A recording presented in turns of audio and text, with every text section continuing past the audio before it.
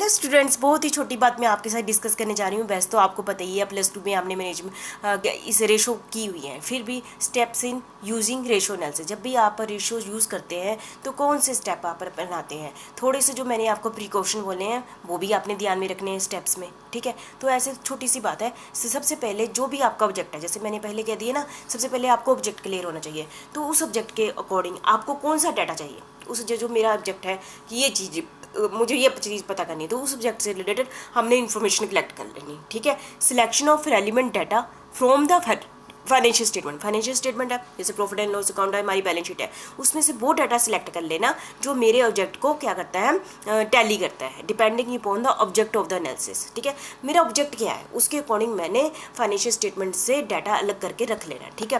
फिर उस डाटा में से calculation of appropriate ratio from the above data, फिर मैंने अपने ऑब्जेक्ट के अकॉर्डिंग जो मेरे ऑब्जेक्ट को अचीव करता हो उस रेशो को उस डाटा में से क्या बना लेना है, रेशो कैलकुलेट कर लेनी। डाटा देख लिया, रेशो सेलेक्ट कर ली, फिर रेशो क्या कर दी, कैलकुलेट कर दी। अब क्या कर दिया, रेशो आ गई, डाटा आ गया हमारा। अगला काम होता है कंपेयर करना, compare of the calculated ratio with the ratio same firm. यदि मैं देखूँ अपनी रेशो का कंपेयर दूसरी फर्म के साथ करूँगी, हो सकता है पहला ये हो गया, या मैं अपनी रेशो का कंपेयर अपने पिछले साल के साथ करूँगी, या मैं अपनी रेशो का कंपेयर स्टैंडर्ड के साथ करूँगी, तीसरा ये हो गया। चौथा, मैं अपनी रेशो का कंपेयर अपनी इंडस्ट्री के साथ करूँगी, ठीक है। पहला अपनी फर्म का अपने पास्ट के साथ करूँगी ना, और अपनी ही रेशो का स्टैंडर्ड के साथ करूँगी, और अपनी ही रेशो का दूसरी फर्म के साथ करूँगी, ये हो गया, है ना। तो ये सारे कंपैरिजन में करके इससे मुझे काफ़ी सारी इन्फॉर्मेशन मिल जाएगी कि मैं ठीक रास्ते पर चला हूँ, क्या मैं बहुत ही एफिशिएंटली काम कर रहा हूँ, क्या मैं बहुत ही इनएफिशिएंटली काम कर रहा हूँ।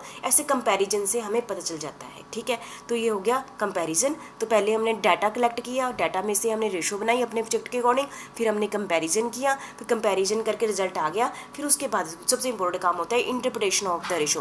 फिर उसके बाद हमने क्या किया, इंटरप्रेट किया, इस रेशो से ये निकला। इंटरप्रिटेशन सबसे ज़्यादा इंपॉर्टेंट है, क्योंकि डाटा लोगों को समझ नहीं आएगा, दूसरों को क्या बताना है, इंटरप्रिटेशन कि इसका मतलब ये था, ठीक है। तो ये है इसका। तो ये थे कुछ स्टेप्स इन रेशो एनालिसिस, बहुत छोटे से थे, आपको पता भी है, फिर भी थैंक यू।